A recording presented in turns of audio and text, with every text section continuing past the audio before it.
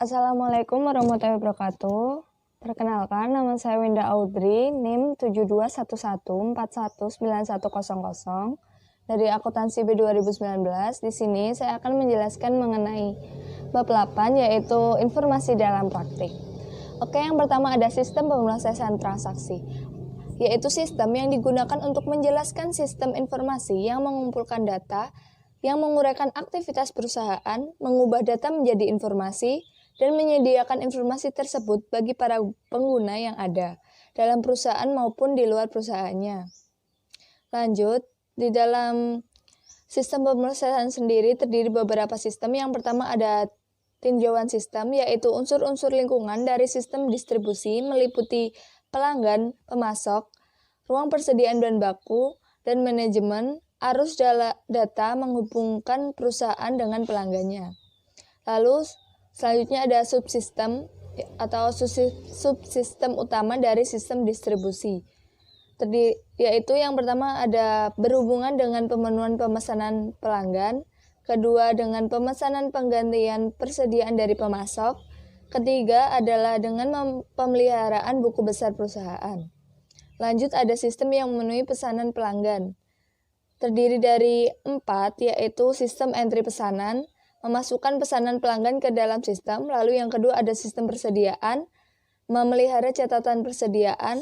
Lalu ada sistem penagih, yaitu membuat faktur penagih kepada pelanggan. Lalu ada sistem piutang dagang, yaitu menagih uang dari pelanggan. Lalu selanjutnya ada sistem yang membuat persediaan pengganti.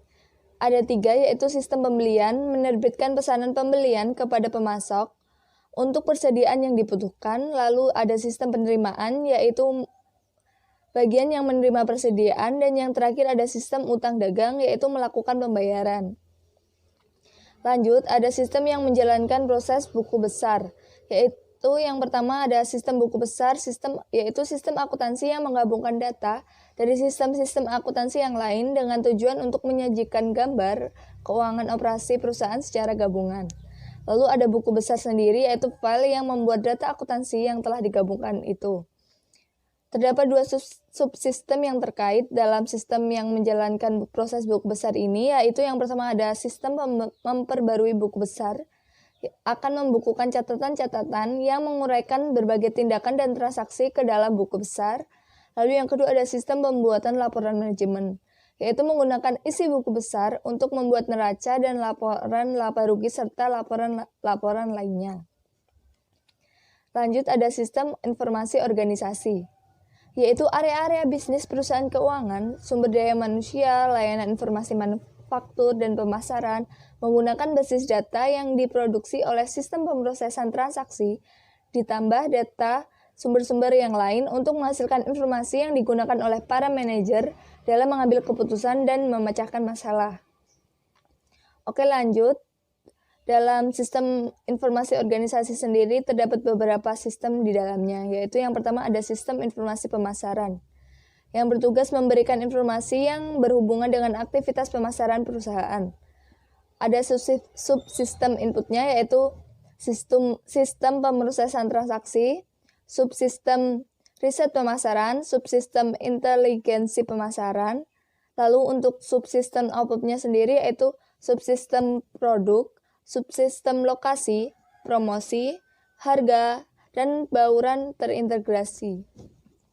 Lalu yang kedua ada sistem informasi sumber daya manusia yang digunakan untuk memberikan informasi kepada manajer perusahaan yang berkaitan dengan sumber daya manusia perusahaannya.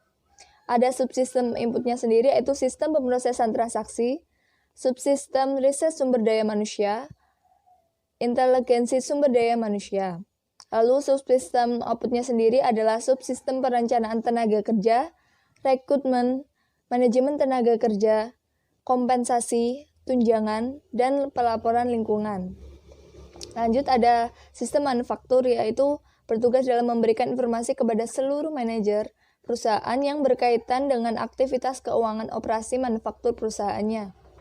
Ada subsistem input sendiri, yaitu sistem pemrosesan transaksi, rekayasa industri, inteligensi manufaktur. Lalu selain itu ada subsistem output, yaitu produksi, persediaan, mutu, dan juga biaya. Lanjut, ada sistem informasi keuangannya yang bertugas memberikan informasi kepada seluruh manajer perusahaan yang berkaitan dengan aktivitas keuangan perusahaan. Ada subsistem infonya sendiri, yaitu sistem pemrosesan transaksi, internal audit subsistem, dan subsistem inteligensi keuangan. Sedangkan subsistem outputnya yaitu subsistem peramalan, manajemen pendanaan, dan juga pengendalian. Lalu lanjut ada sistem informasi eksekutif, yaitu sistem informasi eksekutif sendiri atau dikenal dengan AIS adalah suatu sistem yang memberikan informasi kepada para manajer di tingkat yang lebih tinggi atau kinerja perusahaan secara keseluruhan. Dipergunakan pula istilah sistem pendukung eksekutif atau dikenal dengan ESS. Lanjut ada manajemen hubungan pelanggan.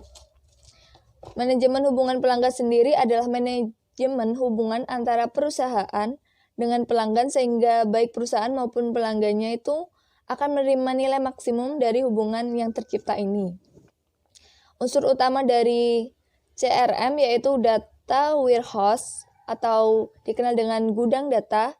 CRM hanyalah salah satu aplikasi yang dapat mempergunakan data warehouse, tetapi ia dapat menjadi contoh yang baik untuk menjelaskan konsep tersebut.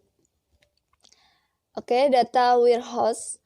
Karakteristik dari data warehouse sendiri yaitu yang pertama ada kapasitas penyimpanan yang sangat besar.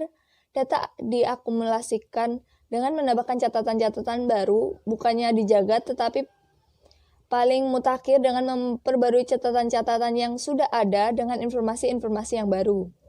Lalu data dapat diambil dengan mudah, dan yang terakhir yaitu data sepenuhnya digunakan untuk pengambilan keputusan dan tidak digunakan untuk operasi perusahaan sehari-harinya. Oke, sistem data warehouse sendiri adalah suatu sistem penyampaian informasi yang akan memperoleh data dari tempat penyimpanan data warehouse dan mengubahnya menjadi informasi bagi para penggunanya. Lalu data disimpan dalam tempat penyimpanan data warehouse ada 3, yaitu tabel dimensi, tabel fakta, dan skema bintang. Lanjut ada penyampaian informasi, yaitu unsur terakhir dalam sistem data warehouse adalah sistem penyampaian informasi ini yang mendapatkan data dari tempat penyimpanan data, mengubahnya menjadi informasi, dan menjadikannya informasi tersebut bagi para penggunanya. Oke, selanjutnya ada OLAP atau Online Analytical Processing, yaitu segala jenis peranti lunak dapat digunakan untuk menarik data dari tempat penyimpanan data dan mengubahnya menjadi informasi. Pembuat laporan, paket query basis data, dan model-model matematis semuanya dapat digunakan. Terdapat 2 pendekatan dalam OLAP sendiri. Yang pertama ada ROLAP atau Relational Online Analytical Processing, yaitu menggunakan suatu sistem manajemen basis data relasional standar. Lalu yang kedua ada MOLAP atau Multidimensional Online Analytical Processing, yaitu menggunakan suatu sistem manajemen basis data khusus multidimensional. Selanjutnya ada data mining, yaitu proses menemukan hubungan dalam data yang tidak diketahui oleh penggunanya. Data mining sendiri membantu pengguna dengan menemukan hubungan dan menyajikan dengan cara yang dapat dipahami sehingga hubungan tersebut dapat menjadi dasar pengambilan keputusan. Terdapat 2 cara dalam melakukan data mining. Yang pertama ada verifikasi hipotesis, yaitu mengasumsikan bahwa sebuah bank telah memutuskan untuk menawarkan reksadana kepada para nasabahnya. Lalu yang kedua ada penemuan pengetahuan, yaitu sistem data warehousing, analisis tempat penyimpanan data warehousing, mencari kelompok-kelompok dengan karakteristik yang sama. Oke, sekian presentasi dari saya. Bila ada kesalahan saya mohon maaf. Wassalamualaikum warahmatullahi wabarakatuh.